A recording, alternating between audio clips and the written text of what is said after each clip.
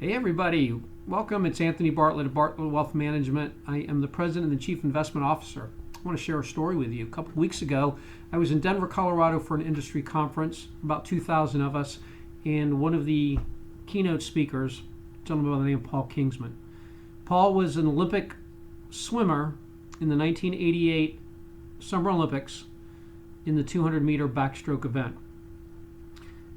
Paul spent his early years in New Zealand and came over to the United States when he attended the University of Southern California at Berkeley.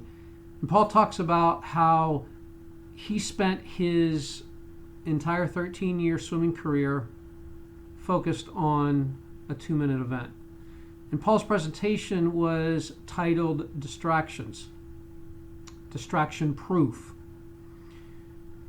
And during Paul's presentation, he played the final of that 200-meter backstroke. And Paul has a bronze medal, finished third.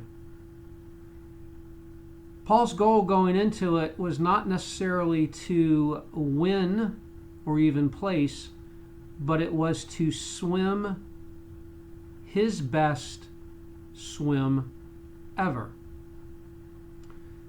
And he plays this presentation and he pauses it, from time to time and describes what's going on.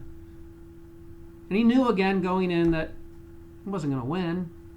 As Paul described it, there were beasts that he was competing against.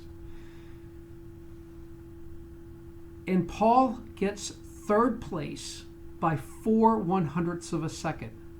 So how fast is 4/100ths of a second? It's faster than I just snapped my fingers.